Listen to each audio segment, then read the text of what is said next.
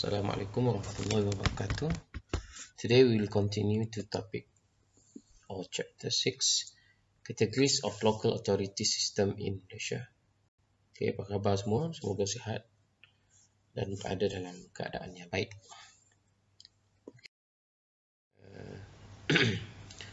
Learning outcomes. Number 1, define local authority. Number 2, define the city councils, municipal council and district councils.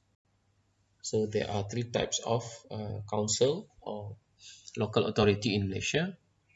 City council, the highest is city council. In the middle, municipal council, and the lowest is district council. Number 3, explain the functions and characteristics of each category. Dan kita akan melihat function bagi setiap satu. City council, municipal council dan district council. Apakah yang membezakannya dari sudut karakteristik? Okey, ini buku dia lah. Bagi siapa yang belum download tu boleh download dekat internet lah. InBM pun ada, BI pun ada. Local Government Act 171, 1976. In the Local Government Act 171, 1976, a local authority is defined as any city council, municipal council or district council.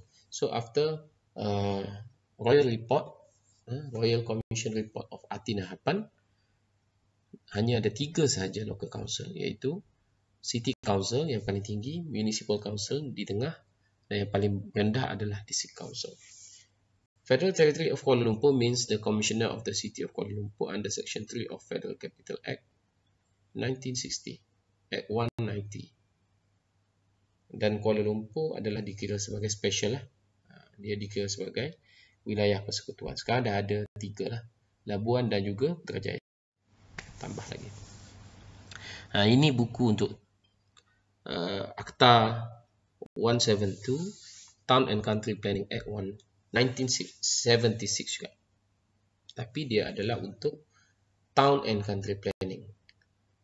Define any city council, municipal council, municipality, district, town council, town board, local council dan sebagainya. Okay. Tetapi yang ada sekarang hanyalah 3 sahaja, itu city, municipal and district council. Okey, ini adalah buku Akta Act 133 ya. Street Drainage and Building Act 1976. Any city council, municipal council, town council, town board. Tapi yang kita pakai definitionnya ialah yang first tadi, yang 171 tadi. Okay, types of local authorities. There are 3 types of local authorities.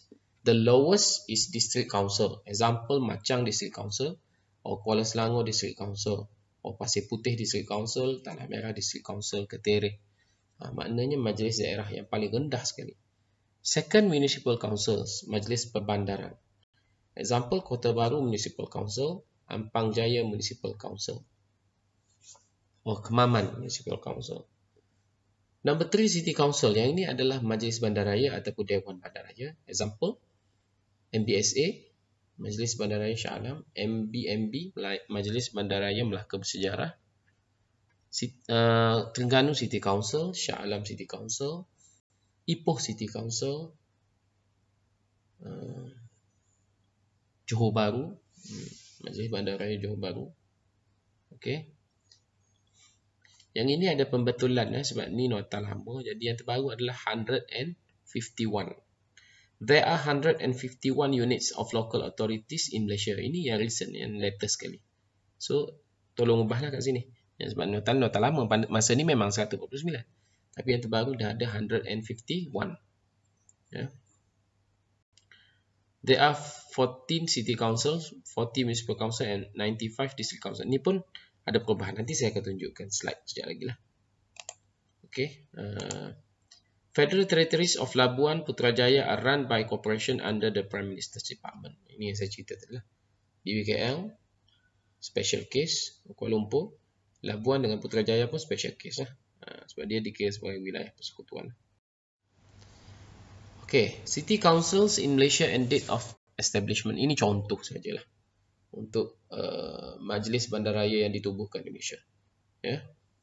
Earliest contohnya kat sini Kuala Lumpur 1 February 1972. Sebab itulah kalau KL dia akan cuti pada 1 Februari hari wilayah. Ipoh 72 juga. Kuching 1998, Johor Bahru 1994. Dan yang antara yang latest adalah 2008 iaitu Terengganu, Petaling Jaya 2006. Miri di Sarawak, ada Star, Melaka, Shah Alam, seterusnya. Boleh baca lah. Okay, ini yang saya cakap tadi, yang latest. So, yang latest adalah 150. 151.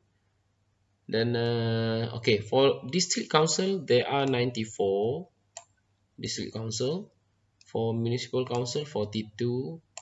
And for City Council, 15. Kalau kita tengok, Johor ada 2, Kedah 1, Kelantan belum ada, MPKB belum dapat, Melaka ada 1, Negeri Sembilan belum dapat, Seremban, Pahang, Kuantan belum dapat, Perlis, Kangak pun belum dapat, Pulau Pinang 2, Selangor 2, Sarawak 3, Miri dengan Kuching ada 2. So ada negeri yang dapat lebih dan ada negeri yang dapat kurang lah, belum dapat pun ada. Okay. Ini boleh refer dekat website Jabatan Kerajaan Tempatan. Ini contoh bangunan. Ini tak silap saya Kota Kinabalu. Yang ini Melaka, Majlis Bandaraya Melaka. Ini lambang bagi DBKL, Petaling Jaya, Majlis Bandaraya. Okay. Next we move to criteria or characteristics for a city council. Kenapa ada yang dapat city council? Kenapa ada yang tak dapat? Ini sebabnya. Okay, number 1, a council must have a minimum of 500,000 people. Dia kena ada 500,000 orang penduduk di dalam kawasan Majlis Bandaraya baru boleh dapat Majlis Bandaraya.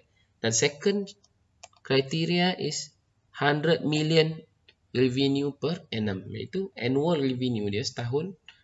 Dalam masa setahun dia kena dapat at least paling kurang 100 million ringgit. And is the center of activity for the state. Dan dia adalah menjadi ibu negeri lah, kita kata. Pusat utama bagi negeri. Second, kenapa yang tak dapat tu tak capai ni lah. 500,000 ataupun 100 juta ni. Yang paling penting 100 juta lah. Sebab income dia nak melambangkan bahawa dia bandaraya ataupun tidak. It should be the administrative center of the state. Dia hendaklah menjadi pusat pentadbiran bagi sesebuah negeri. Have steady income ni. Yang 100 juta ni kena steady. Tak boleh sekejap dapat 100 juta, tahun depan 50. MPKB hari tu saya ada bercakap dengan pegawai, officer daripada state government yang jaga bahagian Jabatan Kerajaan Tempatan ni. Dia kata Kelantan dah dapat, MPKB maksud saya, dah dapat annual income lebih kurang 76 million. Ini tahun 2018, 2018. So kita nak, MPKB pun menuju ke arah tu lah. Bila dah dapat 100 juta dan maintain, insyaAllah dapat lah. An annual income not less than 100,000 million. Dia tak boleh kurang. Lepas tu steady expenditure. Dia boleh berbelanja. Bukan kata dapat 100 juta tapi hutang lagi banyak. Tak boleh lah. Able to prepare services. Dan dia boleh menyediakan servis high level. Including revenue collection activity dari sudut pungutan cukai, pungutan pendapatan untuk majlis daerah. Approval development for developers dari sudut pembangunan, kelulusan pembangunan. Enforcement penguatkuasaan and other local authorities function. And have organizational structure with staff capable of carrying out services efficiently and effectively. Dan dia boleh melaksanakan tugas sebagai sebuah city council dengan baik.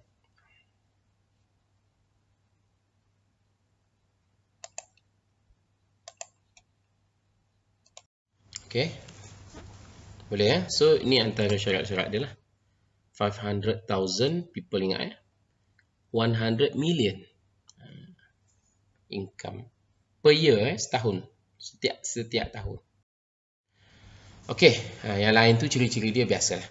Complete educational institution center, ada university, college, museum, public library, ada cultural activity kebudayaan, sport, sukan, recreational event, convention, national and international level pun adalah persidangan antarabangsa, kebangsaan. Have complete infrastructure facilities. Mempunyai infrastructure yang complete. Contohnya macam kita tengok stesen bas, ada pasar, ada dewan, ada padang dan sebagainya lah. Adequate public utility include friendly public park. Yang ini untuk disabled person pun kena ada. Sebab tu kita ramp kan untuk naik tu. Kalau boleh. Sekarang ni dekat masjid pun ada. Sepatutnya universiti pun ada lah. Sebab ada pelajar yang OKU juga. Obtain certain recognition either at the national level or international in certain areas parallel with its standards as a city. Dia dapat penganugerahan peringkat kebangsaan dan antarabangsa. Contoh kita ambil Melaka. Melaka ni dia dapat penghargaan sebagai historical tempat, historical place lah. Oleh UNESCO, United Nations, dunia, peringkat dunia. Begitu juga dengan Georgetown, bandar-bandar lama.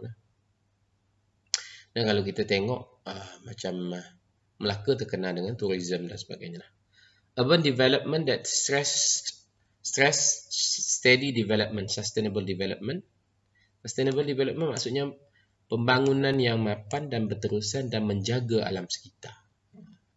And focus its efforts to tackle municipal issues such as quarters, setinggan, illegal factory operation, dan dia juga boleh mengatasi masalah-masalah setinggan, kilang-kilang haram yang beroperasi tanpa lesen, keselamatan, jenayah dan sebagainya, housing for lower income group, perumahan untuk orang yang pendapatan rendah, ada sekarang ni B40 lah, dan juga environmental conservation. Sebab tu kalau kita tengok macam MBSA, siapa pernah pergi Shah Alam dia tahulah. Majlis Bandaraya Shah Alam walaupun dia bandaraya, tapi dia masih mengekalkan taman. Dia banyak taman-taman. Masih menghijau macam Putrajaya, Cyberjaya lah. Okay.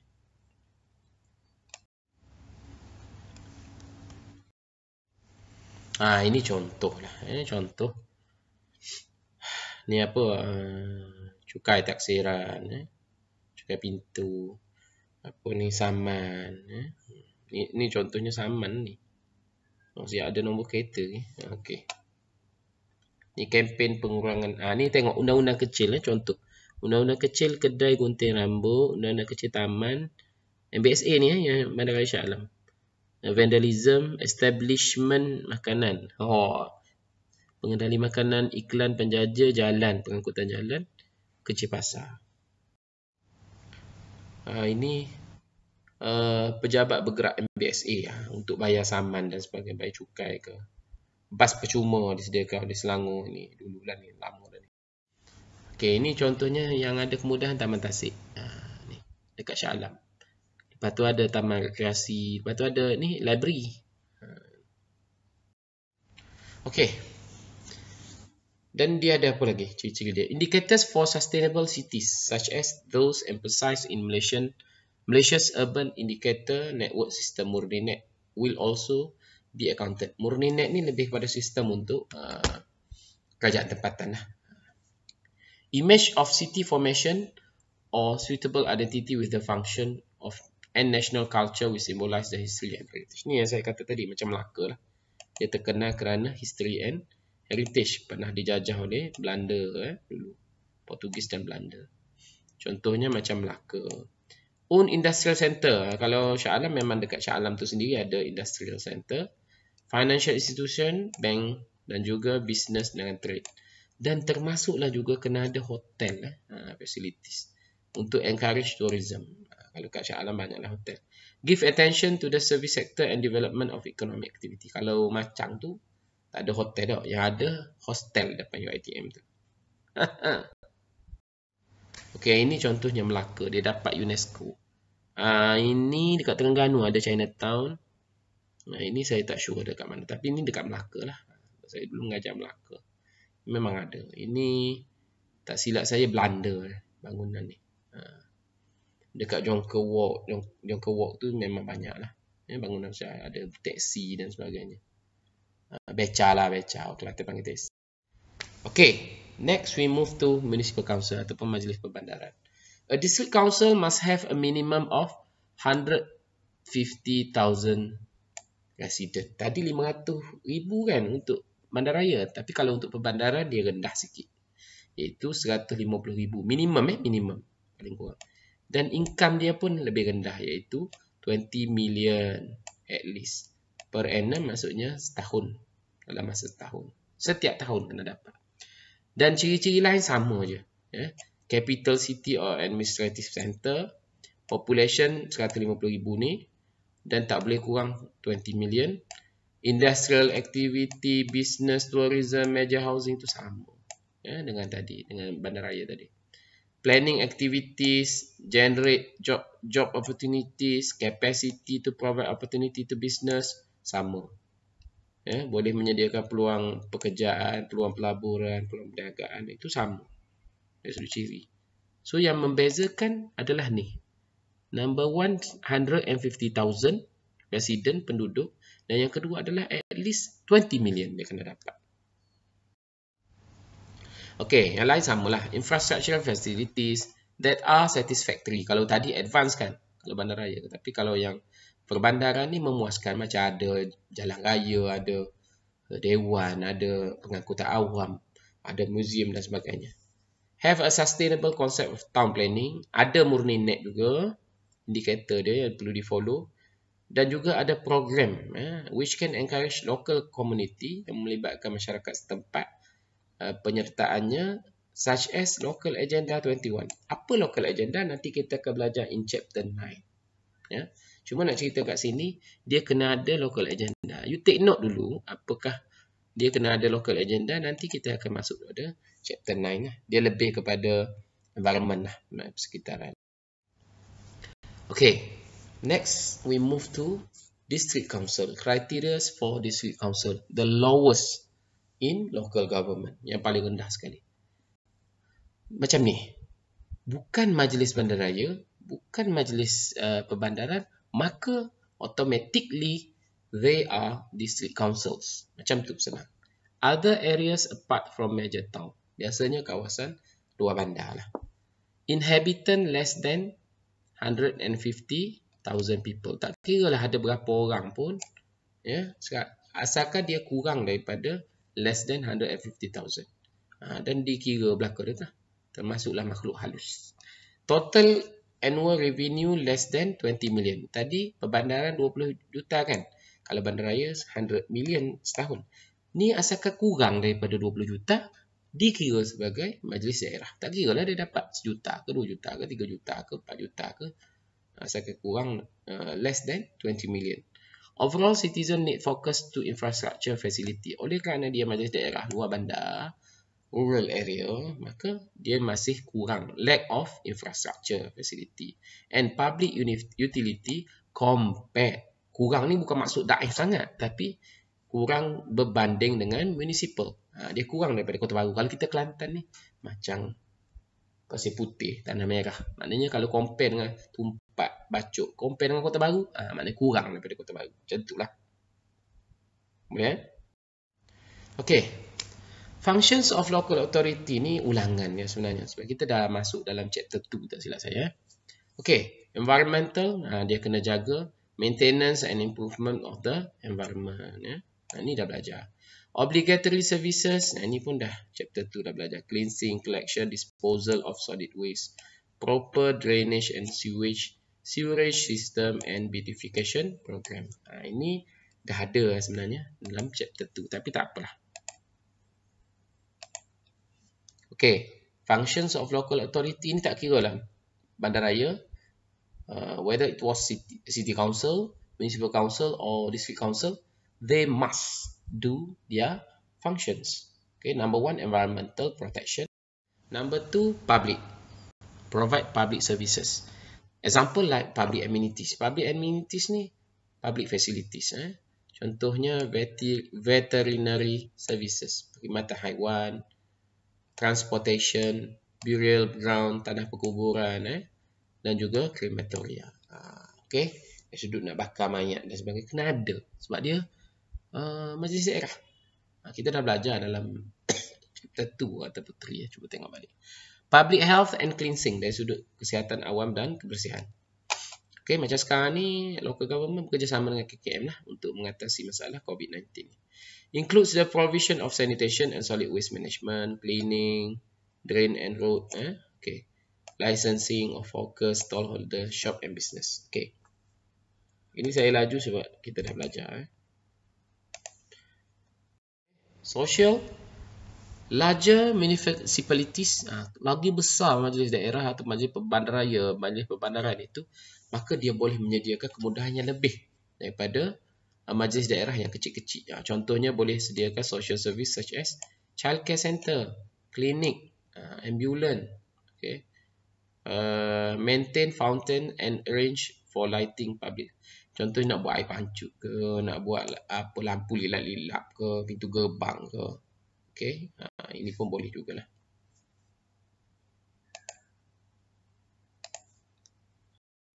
Developmental, dari sudut pembangunan, to fulfill multiple needs of the local citizen and private sector community due to the rapid growth. Ini kalau majlis bandaraya besar-besar, lagi besarlah projek. Perbandaran kecil sikit, dan kalau majlis daerah kuranglah sikit projek pembangunan. Okay, efficient service delivery function, employment generation. Lagi besar bandar, lagi besarlah employment opportunity yang ada di bandar itu. Normal system maintenance for public places, drainage, saliran, peparitan, marketplace, tempat pasar-pasar dan sebagainya, dan shopping complex lah kalau bandar-bandar. Development planning and control and management function dari sudut bangunan, penggunaan tanah, pembangunan, creation of industrial estate, taman-taman perindustrian, promotion of tourism, macam Melaka, Penang, kalau di Pahang, di Cameron lah contohnya. Okay. Infrastructure development and support facilities which could facilitate industrial development. Okay. Menyediakan kemudahan infrastruktur, membangunkan. Kalau tak ada, macam mana nak berkembang sesebuah bandar itulah. Itu pun tugas majlis. Okay. Yes. Itu saja for chapter 6. Apa yang you kena ingat semua adalah there are 3 types of local council ataupun